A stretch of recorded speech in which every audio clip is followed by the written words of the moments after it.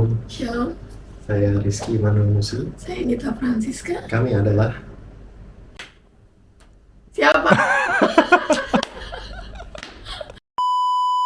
Oke, shalom teman-teman semua. Dan hari ini kita bakal sharing lagi sama Kak Eki. Wah, tepuk tangan. wah Oke. senang Iya. bisa diajak. Benar. Dan memang ini adalah podcast kedua kita. Dan narasumbernya itu adalah seorang hamba Tuhan muda, Asik. berwawasan. Kok ketawa kayak gitu? Ya terbatas sih ya. Soalnya berwawasannya terbatas. Tapi memang kalau saya pribadi melihat Kak Eki ini, saya udah sebut nama, nanti Kak Eki lagi perkenalan Iya. lebih detail ya. Siap. Kak Eki ini memang hamba Tuhan yang sensitif dan juga terbuka melihat perkembangan isu-isu yang terjadi di luar sana yang berkaitan dengan teologi, yang berkaitan dengan kekristenan juga. Jadi Kak Eki ini pasti memantau juga apa sesuatu yang berkembang di luar sana. Ya, ada topik menarik nih Kak Eki ya. Iya. Tapi sebelum kita lebih lanjut lagi, saya emang udah kenal Kak Eki ya. Tapi kan teman-teman yang lain belum kenal nih Kak Eki ya. Boleh Kak Eki memperkenalkan dulu dah. Oke.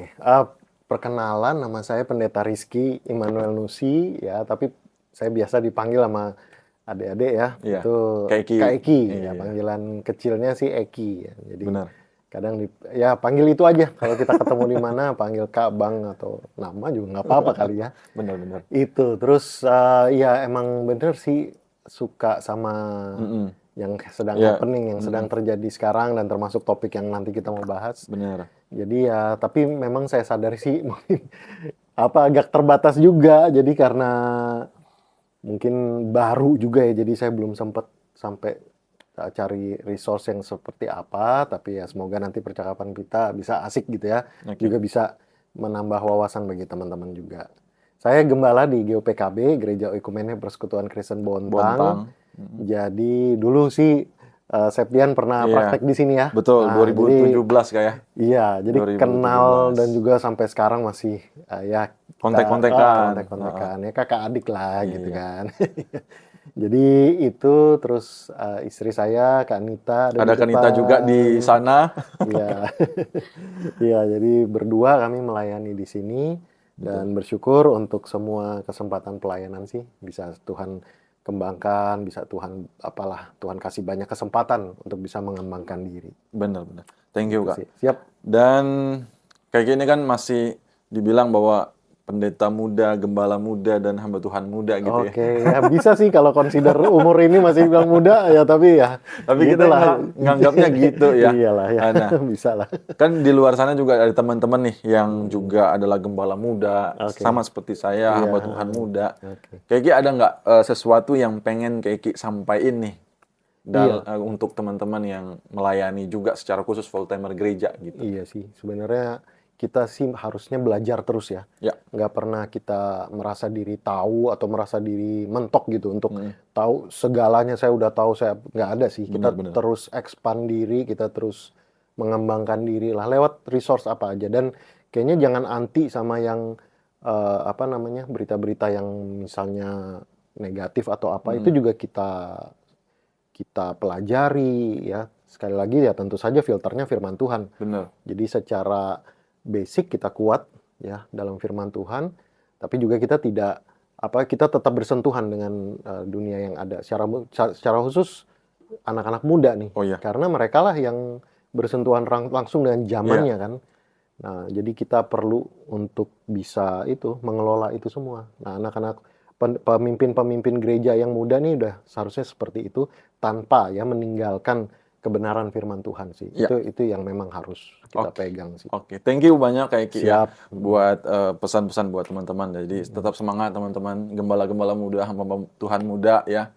Tetap berjuang dan jangan lupa belajar gitu. Iya. Memang kayak ini waktu 2017 PKL di sini saya lihat bahwa kayak ini hobi belajar gitu. Hobi baca gitu ya. Bener ya Kanita ya?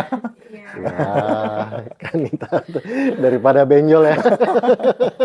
Diain aja deh. Nah, itulah juga kenapa alasannya Kak Eki yang kita pilih untuk menjadi narasumber buat kita sharing-sharing tentang satu topik yang mencuat lagi nih Kak Eki ya. Tentang kekristenan progresif ini. Siap. Nah, ini kan ada satu pribadi yang mencuatnya kembali Iya, gitu iya, ya. Nanti betul. kita akan sharing-sharing. Oke. Dan setelah ini kita pengen banget dengar kayak Ki tanggepin dulu deh. Iya, iya, Eh, Ini kan sebenarnya kalau saya pribadi ya kayak Ki ya. Heeh.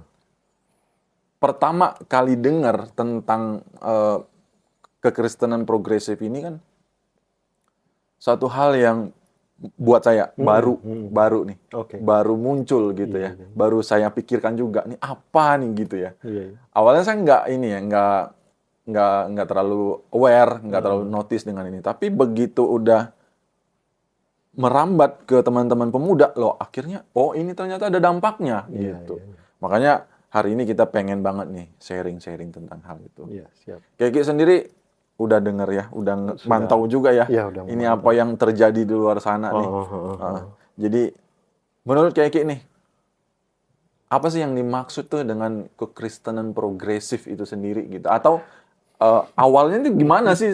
Ini saya benar-benar belum tahu nih. Iya, iya, iya. Heeh. Jadi kalau misalnya bilang progresif sih sebenarnya dikaitkan dengan Kristen progresif secara kata gitu bagus-bagus aja ya. Maksudnya kita Positif ya gitu progresif ya? iya Heeh. untuk menjadi lebih baik, Menjadi lebih untuk baik lebih gitu. kudus apalagi kan gitu serupa dengan Kristus ya penting orang Kristen progresif gitu. Nah, tetapi masalahnya kan ini karena apa namanya Kristen progresif ala-alanya si kawan ini ya, si brother pastor ini ya. pastor ini, yang which is kita nggak ada masalah Nggak ada pribadi masalah ya, dengan cuman dia. karena pengajaran yang muncul ini. Ya satu sisi bersyukur juga ini muncul ya, karena Bener. akhirnya membuat saya kaget juga, membuat anak-anak Tuhan juga akhirnya mulai mau apa sih sebenarnya kekristenan yang kita sedang imani ini sebenarnya benar apa enggak, karena ada tantangan seperti ini kan, dan orang mau nggak mau akhirnya back to Bible lagi begitu. Kayak di pemuda GOPKB sekarang akhirnya topik tentang misalnya apologetik itu muncul itu lagi, diperdalam lagi gitu ketuhanan Kristus bahkan, dan doktrin-doktrin yang agak jelimet tapi mau diketahui sekarang sama anak-anak muda. Jadi sungguh ya satu sisi bersyukur juga ya orang bisa kembali pada mau belajar begitu.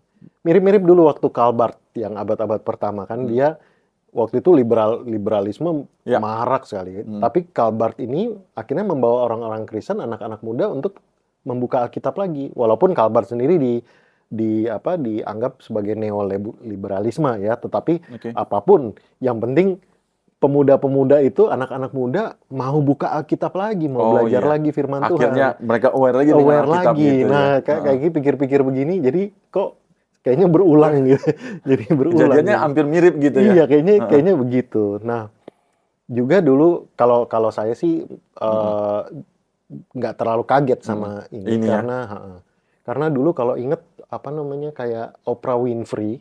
Oprah Winfrey juga dalam talk show-nya dia juga memunculkan ini. Dia katakan aku percaya bahwa ada banyak jalan menuju surga. Oke. Aku nggak percaya pada Allah yang akan menghukum orang-orang yang baik gitu ya. Bahkan sampai muncul ada istilah Bible according to Oprah Winfrey gitu, katanya begitu. Jadi gitu ya. Jadi topiknya sih sebetulnya menurut Kak Iki sih berulang ya. Dulu sudah pernah ada gitu. Berarti nggak terlalu baru berarti ini Nah, ya. kalau saya sih nggak terlalu kaget.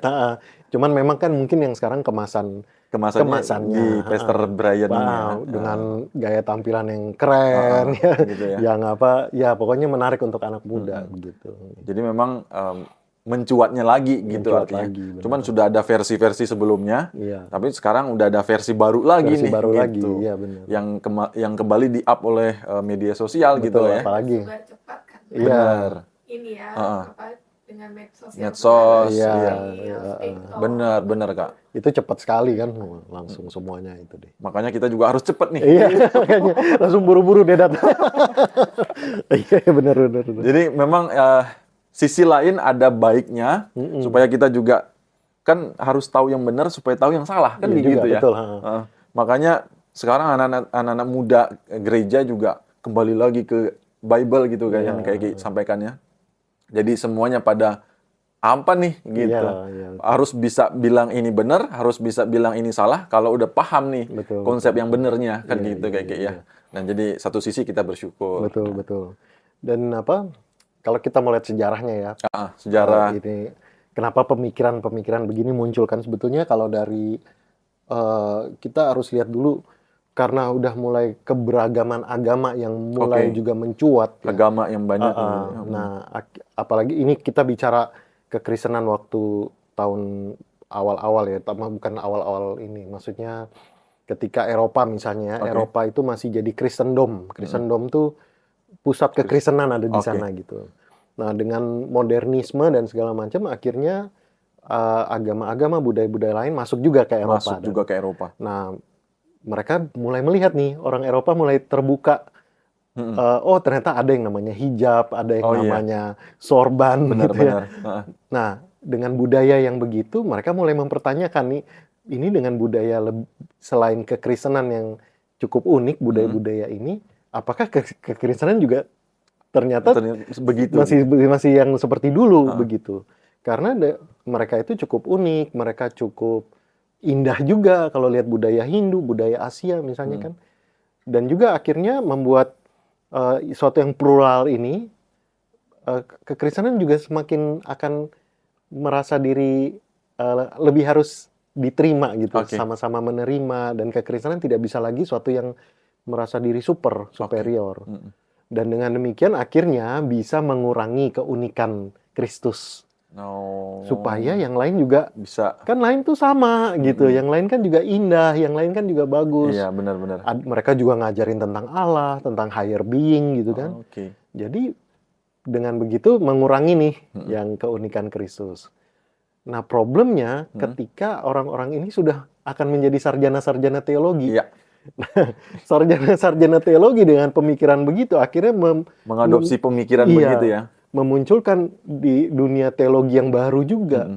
Nah, inilah yang kita bilang yang tadi ya, inklusif atau apa gitu. Nah, mulai muncul akhirnya ya kita nggak bisa lagi nih. Kita nggak bisa lagi memaksakan. Dan masa sih Allah Kristen sebegitu sombongnya, sebegitu ini dengan satu-satunya jalan atau apa. Nah, dunia barat sudah mulai begitu dan akhirnya muncul juga ke Indonesia. Ya, apalagi sekarang udah global kan. Belajar teologi nggak cuma di Indonesia aja, nggak cuma di Amerika, kita ke Eropa, kita ke Australia, kita kemana-mana. Di situ pemikiran-pemikiran seperti itu banjir, ada TV, ada segala macam. Ada media sosial. Akhirnya ya kita berusaha itu sama supaya kita juga bisa saling menerima, saling menghormati satu sama lain. Jadi ya mungkin munculnya pun muncul pemikiran seperti yang sekarang ini Kristen progresif ya bisa jadi juga berakar dari sana. Benar-benar. Itu sih. Menurut Kak Eki sendiri ini termasuk teologi yang kebablasan nggak sih?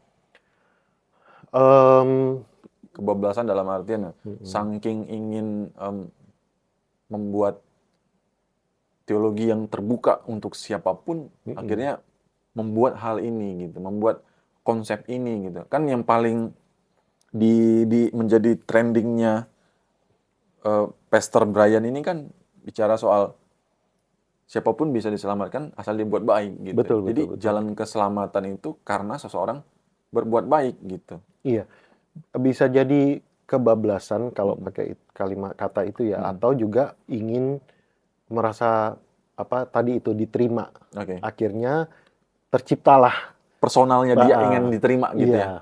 Dan juga pemikiran inklusivisme itu satu sisi dia tidak mau meninggalkan keunikan Kristus, tapi dia menarik fokusnya dari situ. Dia menarik pada Allah yang lebih luas, yang lebih global.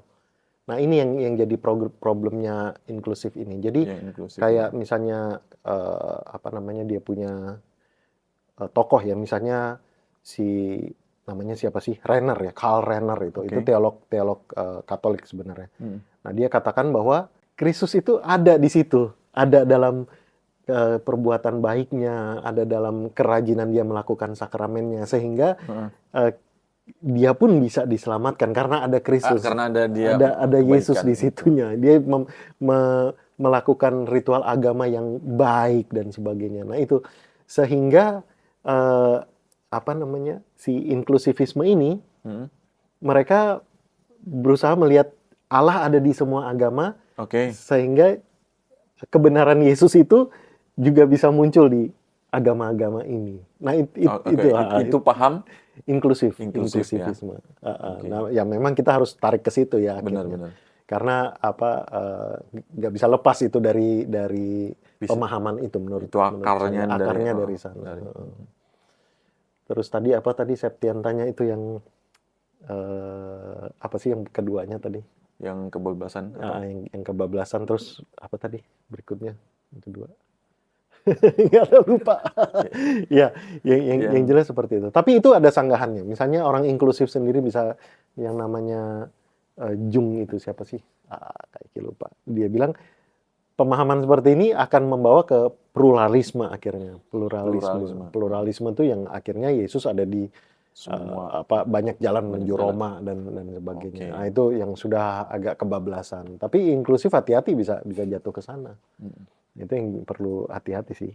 Iya. Dan memang itu kan yang akhirnya menjadi akar dari pola pikir kekristenan progresif ini.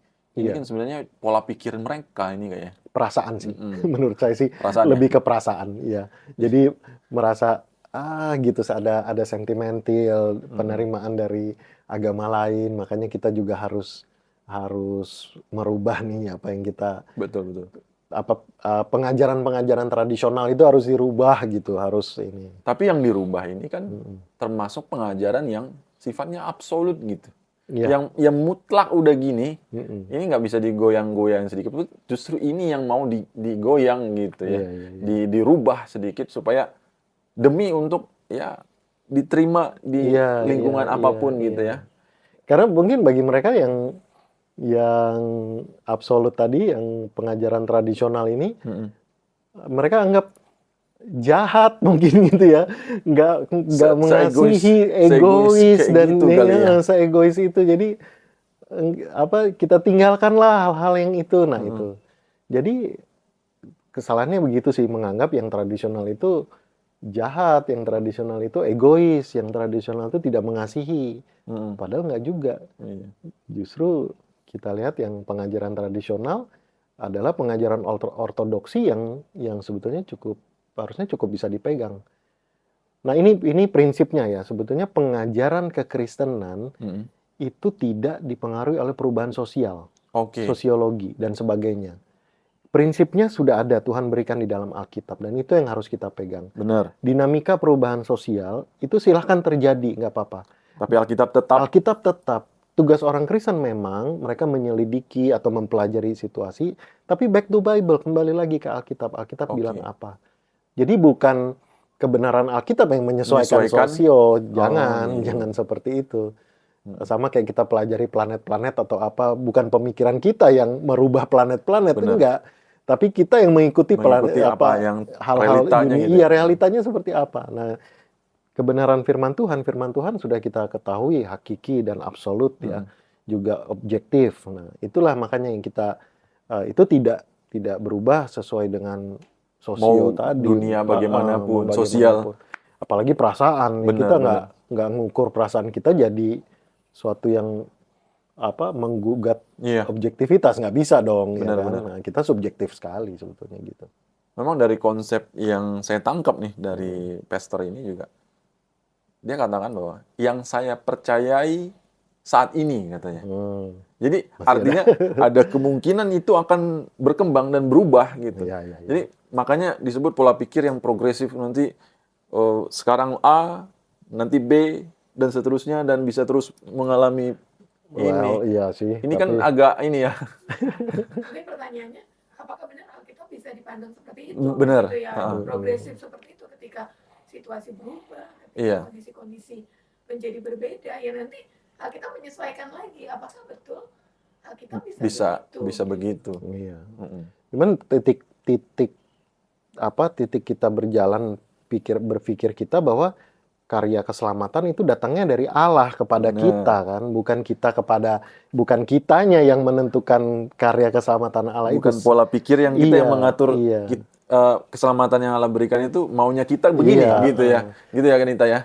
Jadi ketika dia bilang saat ini saya percayanya begini, ini saya percayanya itu begini, juga mungkin suatu yang perlu ditinjau lagi. Maksudnya Allah apa yang Allah katakan sekarang itu yang harusnya kita tangkap. Benar. Ya, harusnya kita tangkap dan itu menjadi yang kita percayai secara absolut gitu. Iya, Termasuk benar. keselamatan, Iya. termasuk tentang apa namanya? Alkitab, Alkitab. misalnya inerensi Alkitab, terus apa ketidakbersalahan Alkitab, terus kebenaran Benar. Alkitab dan sebagainya. Itu kan doktrin yang bagi kita sekarang bilang doktrin tradisional. Tapi kadang suka terganggu sama kata doktrin tradisional, tradisionalnya seolah-olah itu adalah ada suatu kuno, yang kuno, lama yang gitu, harus harus ditinggalkan. dievaluasi lagi. benar. Bisa Padahal dirubah gitu iya, ya. padahal itu kebenarannya gitu. Dan mari kita balik lagi aja ke situ. Apa yang salah sih? Kadang-kadang kan gitu. Kayaknya orang sekarang nih kayaknya takut gitu untuk kalau dibilang kita ikut yang 2000 tahun yang lalu itu suatu yang kuno. Atau enggak seperti itu juga. Kan dia mempercayai bahwa Alkitab itu mungkin salah gitu. Ini dia melihat bahwa mungkin nggak Alkitab itu salah. Dia mempercayai ada kesalahan, kemungkinan ada kesalahan terjadi dalam Alkitab. Iya. Meskipun itu ada dari hikmat dari Allah dan lain sebagainya, tapi kan itu tulis manusia katanya. Iya. Jadi gitu. Well, ini udah problem Serius gitu ya. Tapi ini udah berabad-abad, Sep. Jadi dan Alkitab selalu bisa berdiri kok ya, akan selalu benar. Jadi nggak baru lagi dan apa namanya yang pemikiran seperti Pastor Brian ini ya udah bukan suatu yang baru udah. Memang udah berabad-abad gitu muncul Kita buka di luar aja sana. YouTube, kita buka aja penjelasan ada banyak juga yang bisa menjelaskan dengan baik ya. Benar. tentang Alkitab. Patut bisa kita pertanggungjawabkan begitu. Dan benar, saya juga percaya bahwa kebenaran itu, firman Tuhan itu bisa membela dirinya sendiri. Iya. Itu yang saya yakini bahwa Iya. mau bagaimanapun bengkoknya yang muncul di luar sana, ya kebenaran akan tetap jadi kebenaran yang benar-benar gitu. Iya. Dia akan tetap bisa membela dirinya sendiri gitu ya. Iya. Nggak akan bisa dipukul, mundur, take down gitu ya. Iya. Dan tapi tetap kita harus kritis ya. Ya. Bukan kritis mempertanyakan, tidak. Kayak kemunculan Kristen progresif ini kesempatan kita juga untuk belajar lagi, mengulang lagi apa yang dulu kita pernah dapat. Mungkin kita udah tinggalin sekolah teologi udah agak lama nih ya. Tapi ini kesempatan lagi untuk belajar, refresh lagi ya, gitu ya. Cari buku-buku yang tebel itu, terus belajar. Kayak Septi mau datang, akhirnya terpaksa baca lagi nih kayaknya. Tapi nggak apa-apa, ini semangat jadi seneng lagi gitu. Kayak harus buka buku-buku lagi jadinya. Ya. Iya, tapi memang itu ya, itu sisi sisi yang kita bisa bisa juga gitu ya. Iya betul. Jadi ya memang kita say thanks juga, tapi juga kita harus banyak belajar sih. Buat... Menurut kayak ini ajaran sesat atau gimana? Atau sebagainya? Dibilang sesat, bisa dibilang sesat atau kesalahpahaman pemikiran gitu aja gitu. Bisa jadi gitu sih. Iya. Tapi kalau bukan ajaran ya. Memang akhirnya nyerempet sesat sih kalau kayak gitu. Atau gimana menurut? Karena kita bicara ini ya, maksudnya Iya. kan pokok iman. Keselamatan itu sendiri. Keselamatan. Yang kita bicara, kita selalu bilang kadang-kadang bicara tentang keselamatan, bahwa Yesus adalah Tuhan, terus Alkitab itu sendiri, itu kan satu pokok yang sebenarnya nggak bisa ditawar. Benar, nggak bisa. Iya. Soal itu, gitu. Jadi mau bilang nyerempet ya, nyerempet juga. sesat. Sampai ini nanti akhirnya dibakukan. Iya. Terus akhirnya Semua ada menerima. banyak Ada orang akhirnya menganut yang sama, akhirnya punya pikiran sama ya ini satu kesesatan. Tapi bagi kita, ya sekali lagi ini kan ya memang keyakinan iman kita. Kita nggak mau bilang kalau memang engkau imannya berbeda ya itu imanmu begitu. Tapi kalau kekristenan akhirnya mematok ini menjadi bagian yang harus diyakini, ya ini udah sesat dari yang seharusnya sih. Iya.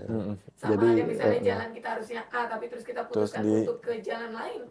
Kamu akan sesat kalau lewat sana. Benar. Iya. Gitu sih. Tapi memang bukan berarti memojokkan atau apa ya, enggak. Betul. Kita hanya menyatakan bahwa dari sisi ini Kekristenan kita agak ya. nyerempet akhirnya ke penyesatan itu, berbahaya gitu. Jadi anak-anak muda nih harus benar-benar aware nih sama tahu yang benernya gitu. Kita harus tahu nih yang mana kebenaran yang hakikinya yang kita dapat di firman Tuhan, itu yang harus kita pupuk lah. PR juga sih buat gereja-gereja. Jadi benar-benar harus mikirin program-program Ngajarin ngajarin, teologi, iya, harus doktrin. PR nih buat gereja nih. Dengan Jadi konteks zaman yang sekarang, iya. generasi yang sekarang. Dan juga benar yang kayak kita kerjakan, yang kayak Septian lakukan, sediakan podcast-podcast yang berbobot. Iya benar, yang bisa ada tentang nilai-nilai teologis yang benar. Karena Gen Z atau Gen Alpha nanti Udah kebanyakan nih. warisannya akan seperti ini. Benar. Mungkin buku-buku yang tebel-tebel udah ya akan jadi sesuatu yang lain. Mereka juga punya resource dari video-video seperti ini yang mana ada. nanti kan ini akan jadi klasik ya. Benar. Siapa tuh mereka putar lagi itu loh video yang dulu gitu misalnya. Benar-benar pernah ada peristiwa gini juga, fenomena ini betul, juga muncul iya. di tahun 2024 Iya. gitu. Jadi kita PR besar ini untuk kekristenan zaman ini, untuk gereja, juga untuk influencer Kristen ya, yang fokus di masalah teologi. Teologi, kita full-timer bisa gereja gitu ya, ya. full timer, punya concern. Iya, itu dia. Yang beberapa shout out juga buat misalnya Bang Joy Manik ya, terus si Bung Andre Tunggal. Itu luar biasa itu mereka bisa ini. Mereka juga meng-up ini juga Iya, gitu. jadi appreciate banget ya. buat mereka. Bener, memang di media sosial itu kan kita nggak bisa meng-cut. Ini nih nggak boleh muncul nih. Iya, Yang nggak benar begini kita nggak bisa meng-cut sendiri iya. gitu. Kita selalu nonton dan udah ribuan orang yang nonton, jutaan gitu. Tapi apa yang kita buat gitu kan, kita juga harus hadir di situ. Iya, makanya. Bener kan Ita? Kita juga harus maju dong gitu. Keren nih, keren. Jangan biarin gitu. Iyalah, makanya. Masa yang keliru-keliru aja yang muncul gitu ya. Iya. Yang benar kan juga harus gitu. Harus mencuat. Ya bersyukur sih, maksudnya ada generasi yang tidak hanya pasrah-pasrah saja. Kadang ada yang protes, nggak terima, tapi nggak kasih sesuatu, Iya. ngasih jawaban atau ngasih solusi. Bener. Ya bagi saya pribadi juga ini bagian dari kita bisa Harus jadi iya, harus jadi jawaban lah. Iya. Iya, makanya ini mendukung sekali apa yang Septian lakukan. Thank you. Semangat ya. Itu tadi apa tentang progresif. Nah, Tentang progresif. jadi yang saya juga mau ini ya. Mari kita teman-teman sekalian yang ikutin ini. Jadi nggak kenapa kok kita untuk setia sama pandangan teologi tradisional sebetulnya, karena itulah kebenaran ya. Nah, kebenaran sekali lagi kebenaran Injil tidak dipengaruhi oleh pembaruan sosial atau sentimen-sentimen emosi. Apapun yang terjadi di luar apapun sana yang terjadi. Jadi nggak kita akan berubah. Gitu. walaupun kita perlu kritis terhadap hal tersebut. Terus yang berikutnya kita jangan samakan emosi manusia dengan kedaulatan Allah yang lebih besar dari hati nurani kita ya. Kita lihat di PB, mungkin kita lihat juga banyak kita baca, oh Allah menyuruh membunuh bangsa ini, oh menyuruh bangsa ini, membunuh ini. Tapi kita lihat juga dalam banyak bagian di kitab lain, Allah itu menyesal melakukan ini. Allah itu berubah untuk tidak menjatuhkan hukuman, tapi dia justru lebih mengasihi. Banyak juga begitu ternyata. Jadi Allah di PL tidak melulu Allah yang sejahat itu yang mungkin diduga orang banyak ya. Tapi porsi Allah yang kasih di PB itu sama dengan porsi Allah yang kasih di PL. Tidak kurang. Sama Allah PLPB itu. Jadi seperti itu. Jadi mari kita lebih lagi melihat lebih luas daripada sekedar emosi kita gitu. Melihat dunia sekitar kita. Jadi Allah, yaitu Allah kita Allah yang mengasihi sih sebenarnya. Murkanya, misalnya kita lihat murka ya, itu sebetulnya karena ketiadaan kasih. Pemberontakan manusia terhadap kasih Allah, sehingga ketiadaan kasih itu membuat Allah akhirnya harus melakukan sesuatu untuk hal tersebut. Tapi yang paling hakiki yang dia lakukan, menyerahkan anaknya. Benar. Untuk mengasihi kita. Untuk membuat kita diselamatkan karena pemberontakan kita. Jadi yang jahat itu siapa sekarang sebetulnya? Ya jelas bukan Allah. Tapi kita yang memberontak manusia pada Allah. sendiri yang jahat gitu ya. Jadi makanya mari kita lebih lagi mengenal Allah yang kasih itu. Sekali lagi Allah PB, Allah PL sama-sama kasihnya sama. Benar. Dia Allah yang benar-benar yang mengasihi manusia. Siapapun kita, orang Kristen ataupun orang apa, dia mengasihi. Tapi sekali lagi keselamatan dalam firman itu adalah hakiki ya. Benar ya. Tuhan. Gitu. Dan manusia nggak bisa menundukkan untuk memahami eksistensi Allah dengan logikanya sendiri. Betul. Yang jadi bangunan rumah itu jangan Alkitab ada di atapnya, tapi Alkitab harus di dalam, di akarnya, menjadi dasarnya, pondasinya jadi gitu pondasinya harus Alkitab. Dan harus itu yang menjadi senternya, bukan perasaan kita, bukan logika kita, bukan juga keinginan kita, dan mungkin motivasi-motivasi lain gitu. Itu kita perlu hati-hati di situ. Habis. Tapi ini jalan. Oke, apalagi ya? Mari belajar teruslah tentang Alkitab ya. Oke.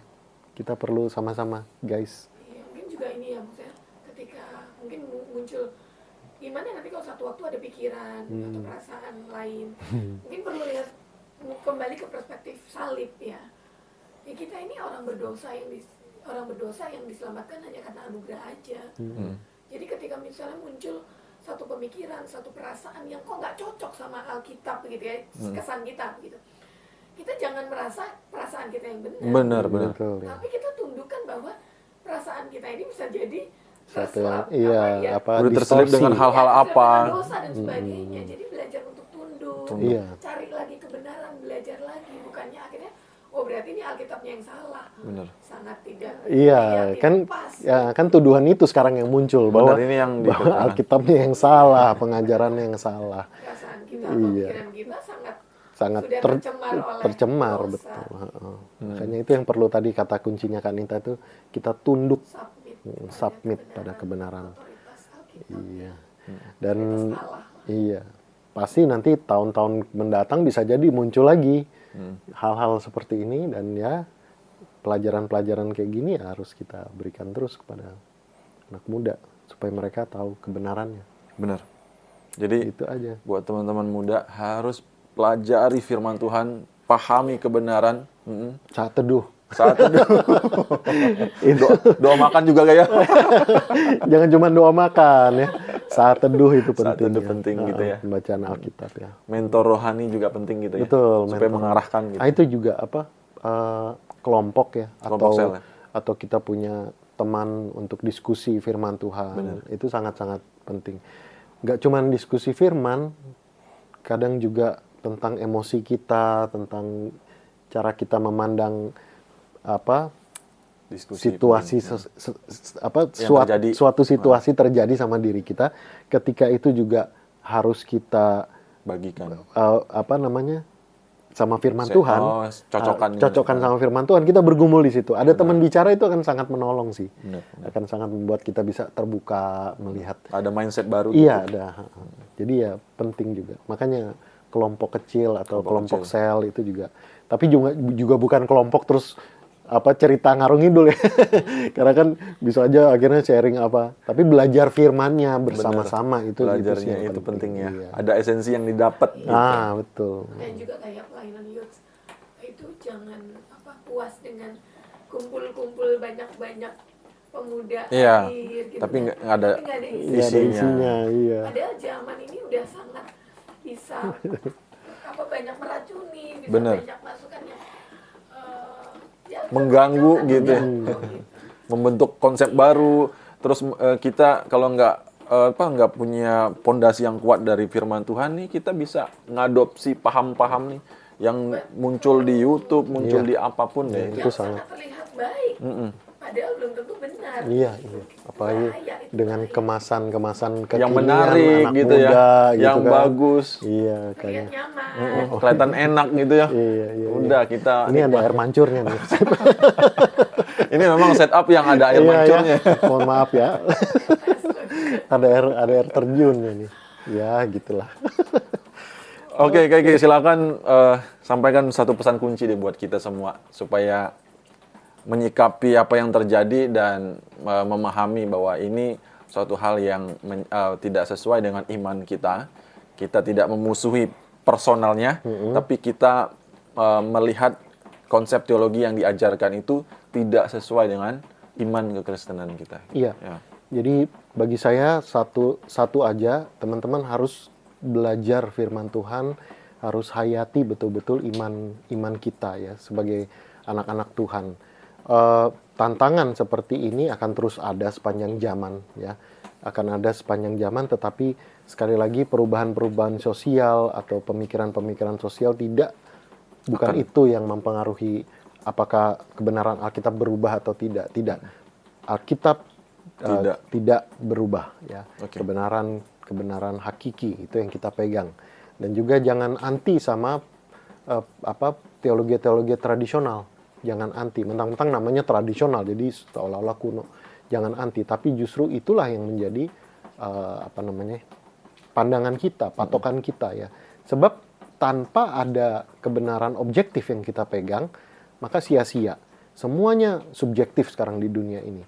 Ya, kita mau berapologetik pun, ketika kita membela agama kita misalnya, begitu. Kalau kita tidak punya pegangan objektif, itu sia-sia. Kita akan bisa hancur begitu. Nah, kebenaran objektif yang bisa kita pegang adalah kebenaran Alkitab. Sudah banyak buktinya, ya. Sudah banyak buktinya. Teman-teman bisa cari di mana-mana. Jadi sekali lagi, jangan anti sama pengajaran firman, jangan anti sama gereja, ya. Jangan anti sama persekutuan. Datang, dengarkan firman, dengarkan khotbah, ya.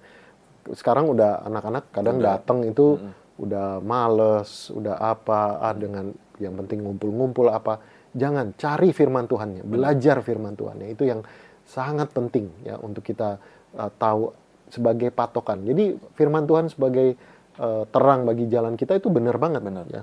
Itu benar banget. Karena benar-benar dunia yang gelap ini hanya bisa diterangi oleh kebenaran yang objektif, yaitu firman Tuhan. Ya. Jadi pesannya memang agak klasik nih, ya. Pesannya memang agak klise, tapi ini sangat-sangat penting, ya. Sebagai anak muda, cari terus kebenaran firman, ya. Itu dia, Kak Septi. Oke, teman-teman, thank you semua yang udah nonton sampai akhir, dan thank you juga buat Kak Iki untuk semua pemahamannya. Oh my God, iya. ini lumayan cukup mencurahkan semua ini.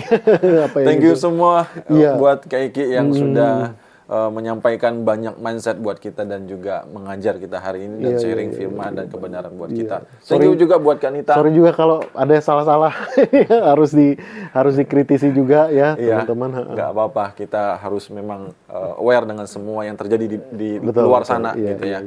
Thank you juga buat Kak Nita yang ada di sana, ya. Buat semua masukan kita semua, dan thank you semua buat teman-teman, dan shalom, sampai jumpa lagi di podcast selanjutnya. Thank you, God bless you. He's the man. Oke. Ini masih nge-record ya? Ini tadi kayaknya udah ada apa katanya?